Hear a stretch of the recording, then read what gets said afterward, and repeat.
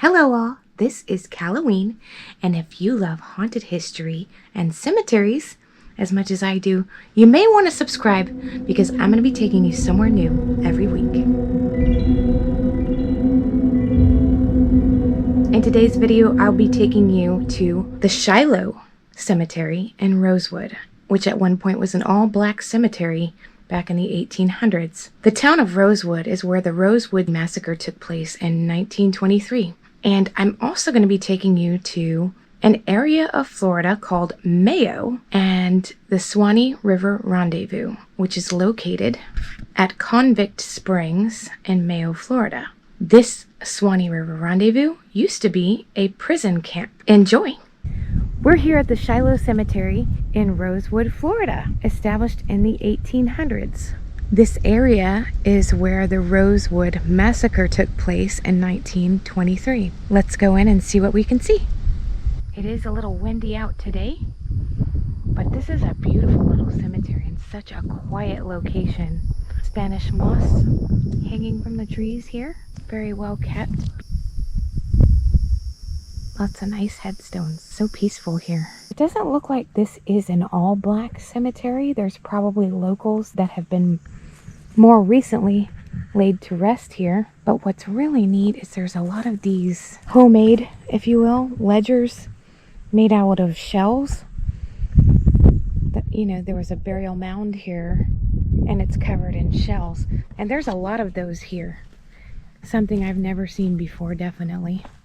I don't even think I saw this. We're real close to Cedar Key, and I don't even think that I saw this particular style even when I was at Cedar Key. This could be a couple different things. This could just be a style of burial, or each shell could signify how many times loved ones have been to visit. They'll leave a shell every time they come and visit. There's a lot of them you can see here.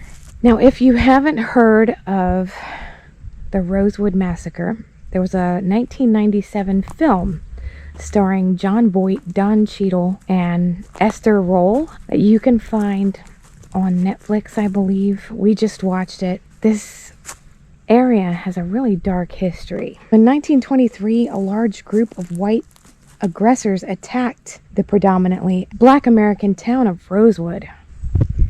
And because of their actions, the entire town was destroyed, mostly by fire, and residents were driven out permanently. It all started when in January of 1923, in Sumner, Florida, a young married white woman claimed that she'd been attacked by a black man. This black man's name was Jesse Hunter, and he had escaped a prison chain gang. The reality was that she was having an extramarital affair, and she was beaten by this guy that she was having an affair with. And before her husband came home, she had to have some kind of excuse.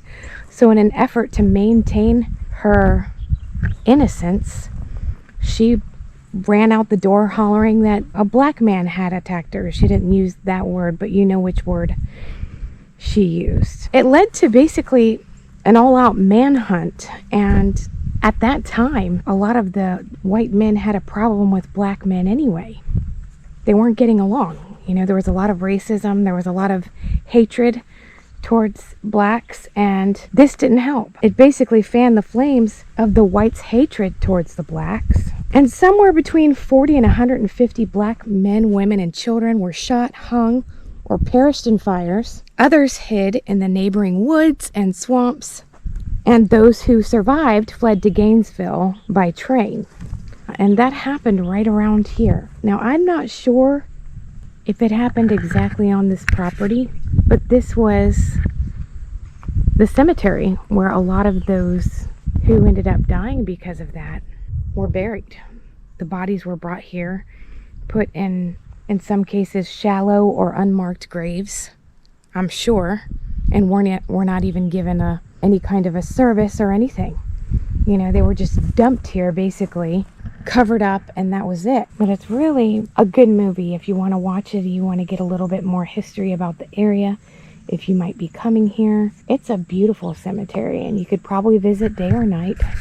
A lot of bad things took place here, so I don't know if I would visit it at night personally, but, and if you do, be respectful. I found who John Voight was playing, John Wright and his wife. They're buried over here. Oh, cool. John Wright and his wife.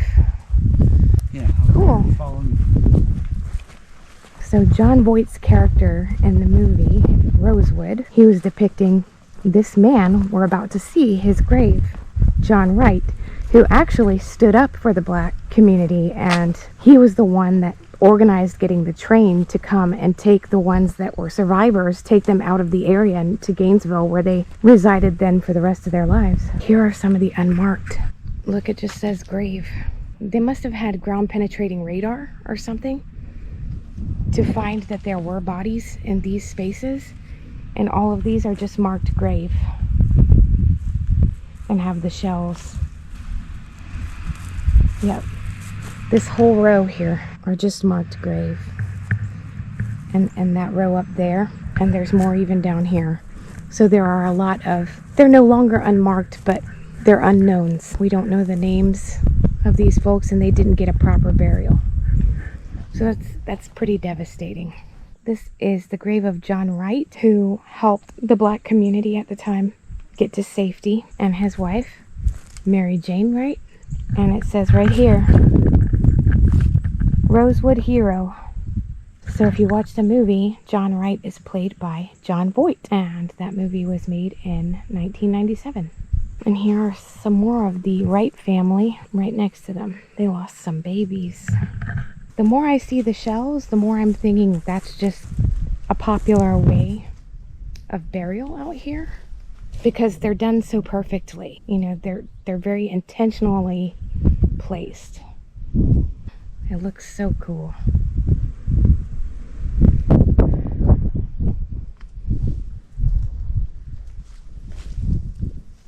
There are a lot of really older headstones here. And I'd say probably about 50 of these that are just marked with the word grave. The unknowns.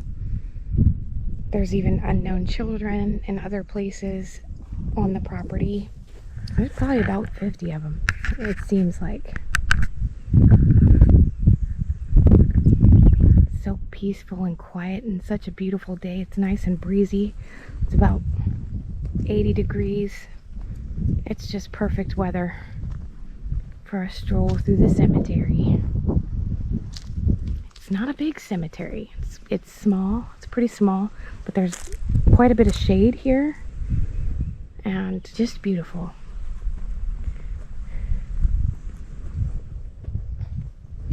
There are a lot of newer burials here, so I'm guessing that they're still entering on this property.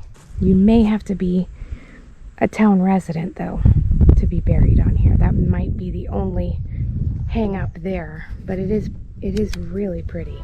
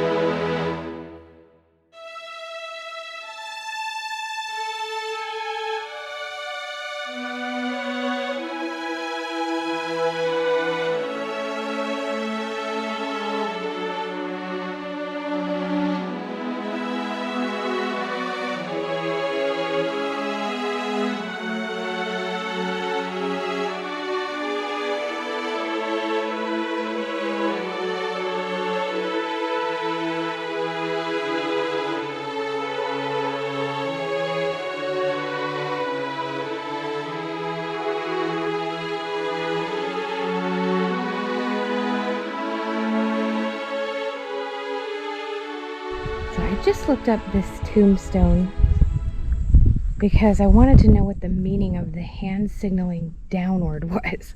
Because I know that the hand, when it's pointing up on the tombstone, means hoping for heaven, basically. But the broken chain there, with the finger pointing down, is said to represent mortality or sudden death, and is the hand of God reaching down for the soul. The hand and the chain are often used separately, but in this case they're used together. Our chain on earth is broken, it says. I was looking for this cemetery when we did our Cedar Key video. I was going to visit this cemetery and couldn't find it. It is kind of off the beaten path, but if you just type in Shiloh Cemetery into your Google Maps, you should be able to find it. We ended up that weekend doing the Cedar Key Cemetery instead, just the Cedar Key Cemetery, and I do have a video on that. I'll link it down below. This isn't a big cemetery, so we'll probably be leaving pretty soon, but we will be hitting several cemeteries while we're here in the area. I believe the part of Esther Roll, who played Aunt Sarah in the movie, is probably buried in one of these unmarked graves. Sadly enough, because she was one of the ones killed in the massacre. But the good news is that they have been discovered and at least have somewhat of a marked grave now. Gonna get out of this cemetery and get a bite to eat.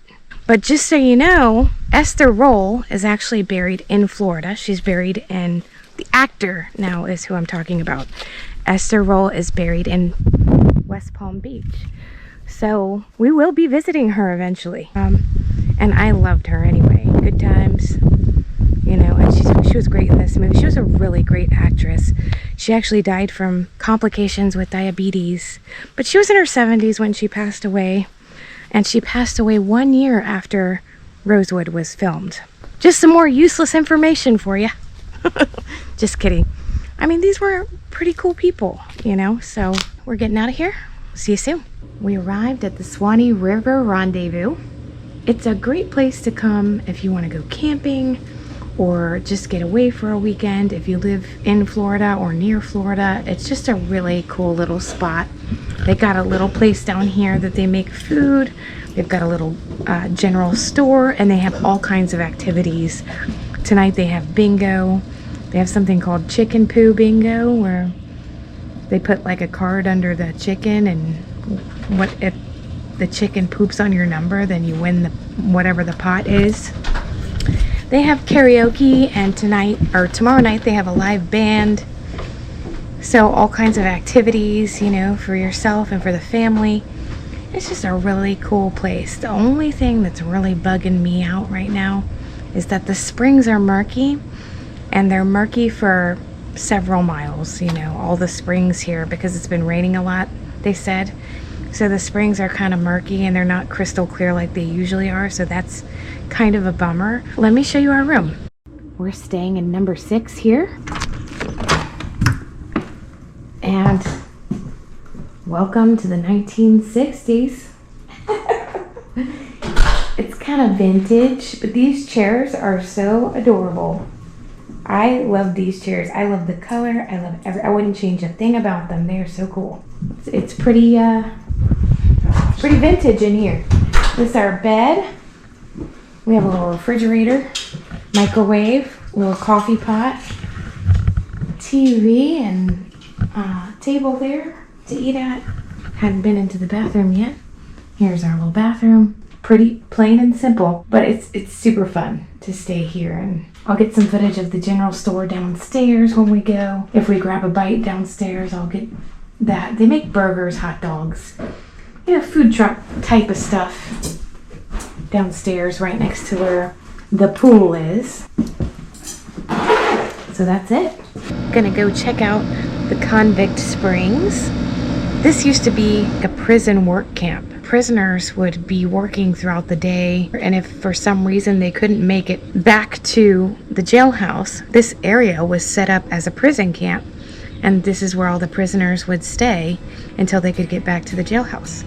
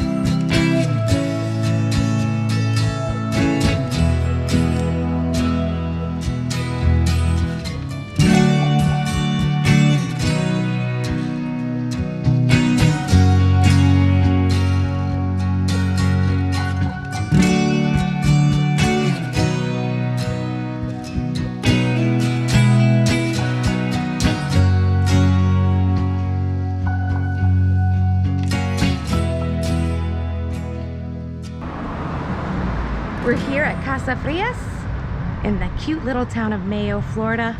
Gonna get a bite to eat.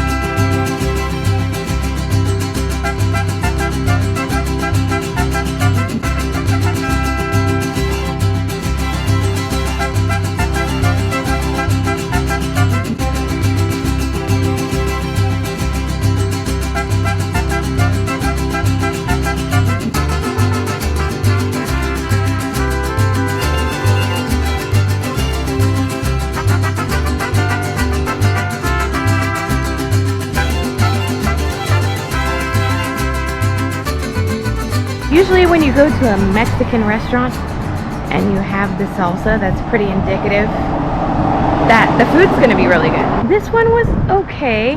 I don't think it's 4.5 stars okay.